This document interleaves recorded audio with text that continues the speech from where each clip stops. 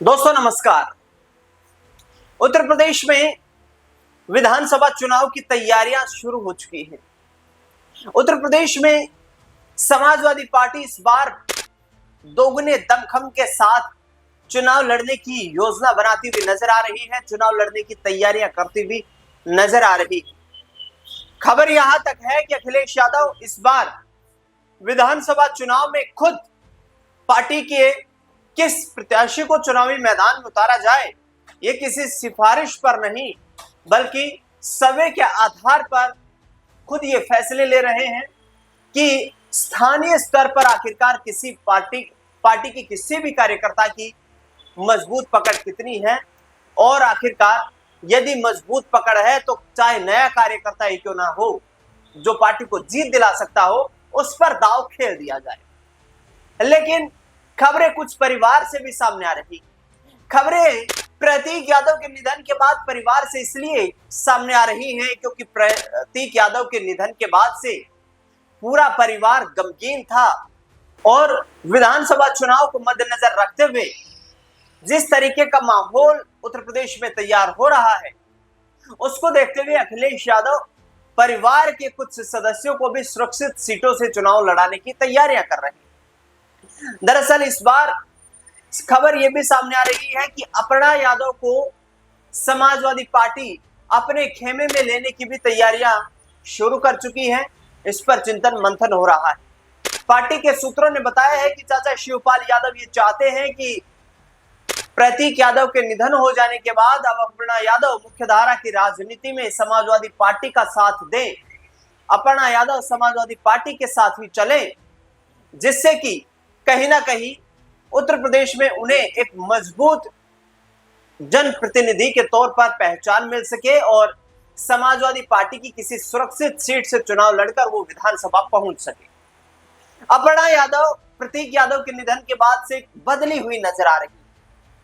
परिवार की जिम्मेदारियों का बोझ अपने कंधों पर उठाए हुए अपर्णा यादव की आंखों में, उनके लहजे में परिवार के सदस्यों के लिए अब एक अलग ही आदर भाव सम्मान नजर आ रहा है, जिसमें चाहे वो शिवपाल यादव की बात करें, चाहे अखिलेश यादव की बात करें, चाहे डिंपल यादव की बात करें, तमाम लोग इस ट्रेजेडी के बाद, इस घटना के बाद अपर्णा यादव के साथ खड़े हुए हैं और अखिलेश यादव के तेवर भी अपर्णा यादव को लेकर अब नरम पड़ चुके हैं।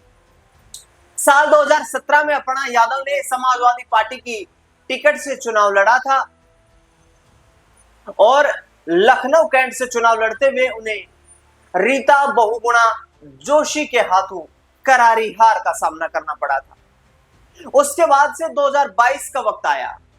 अपर्णा यादव ने परिवार की चुनावी रणनीतियों को समझा और देखा कि उन्हें टिकट मिलने की इस बार कोई गुंजाइश नहीं है, बशर्ते मुलायम सिंह यादव के होते हुए उन्हें टिकट मिलने की कोई गुंजाइश नजर वहां पर नहीं आई और 19 जनवरी 2022 को अपर्णा यादव मुख्य धारा की राजनीति में जुड़ने के लिए भारतीय जनता पार्टी का हिस्सा बन गई। योगी आदित्यनाथ, प्रधानमंत्री नरेंद्र मोदी की कार्यशैली की सराहना जमकर अपर्णा यादव ने की और यह भी कहा कि राष्ट्र प्रथम के विचार से ही मैं भारतीय जनता पार्टी में शामिल हुई। लेकिन अपर्णा यादव को यह उम्मीद थी कि 2022 के विधानसभा चुनाव के बाद किसी सीट पर यदि उपचुनाव होगा तो वहां पर उन्हें चुनावी प्रत्याशी बनाया जा सकता है या लोकसभा का टिकट बीजेपी से दिया जा सकता है। दोनों ही चीजों पर मोहर लगती हुई अभी तक नजर नहीं आई। हमने देखा उत्तर प्रदेश में 2022 के विधानसभा चुनाव में बीजेपी ने उन पर दाव नहीं खेला, महिला आयोग के उपाध्यक्ष बना दिया गया। इसके साथ साथ अपर्णा यादव ने जिस तरीके से लोकसभा चुनाव के दरमियान भी इंतजार किया कि उन्हें किसी टिकट पर चुनाव लड़ने का मौका मिलेगा, लेकिन वो भी भारतीय जनता पार्टी ने उन्हें अवसर प्रदान नहीं किया। राज्य महिला आयोग उपाध्यक्ष के तौर पर काम करते हुए साल 2024 के ही उपचुनाव में भी कोशिश ये रही यहाँ पर अपर्णा यादव की कि उन्हें उपचुनाव में चुनाव लड़ने का मौका मिलेगा, लेकिन वहां भी बात नहीं बन पाई। ऐसे में अब शिवपाल यादव की विशेष तौर पर कोशिश ये है, क्योंकि अखिलेश यादव अपनी पार्टी के कार्यकर्ताओं के एक सम्मेलन में सीधा संकेत दे चुके हैं कि हमें जिताऊ और टिकाऊ उम्मीदवार चाहिए, यानी कि वो उम्मीदवार उन्हें चाहिए जो पार्टी को सत्ता में एंट्री करवा सके, पार्टी की सत्ता में एंट्री के माध्यम से वो सरकार बनाने में अपनी भागीदारी, अहम भागीदारी निभा सके।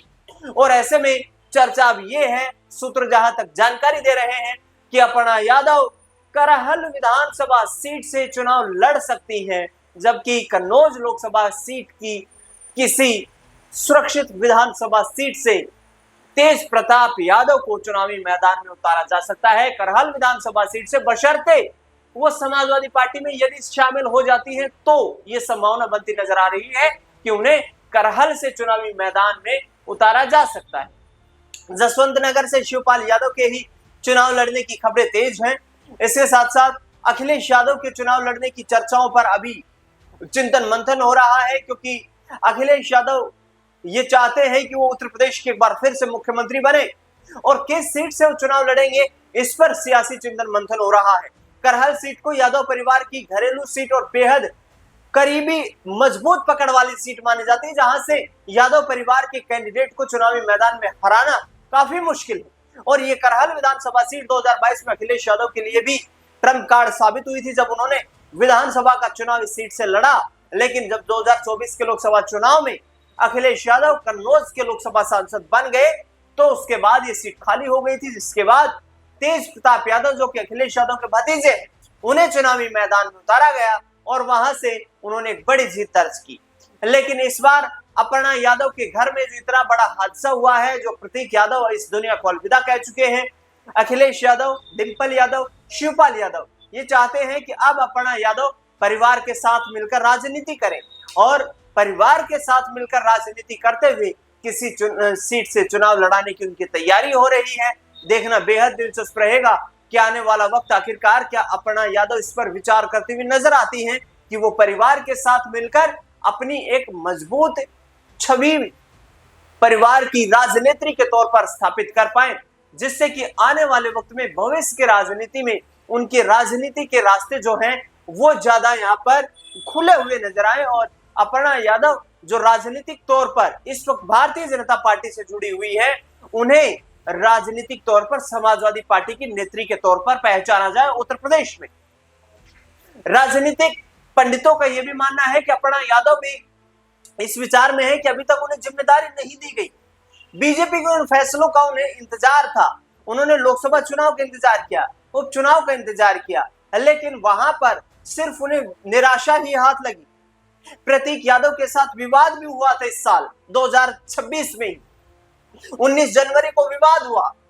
प्रतीक यादव ने ए फैमिली डिस्ट्रॉयर जैसे शब्दों के इस्तेमाल अपनी पत्नी अपर्णा यादव के लिए किया था। हालांकि 24 जनवरी को अपर्णा यादव के लिए एक वीडियो जारी करके प्रतीक यादव ने कहा था कि हमारे बीच जो कुछ मनमुटाव था वो खत्म हो चुका है और अब अपर्णा यादव के हम साथ ही रहेंगे।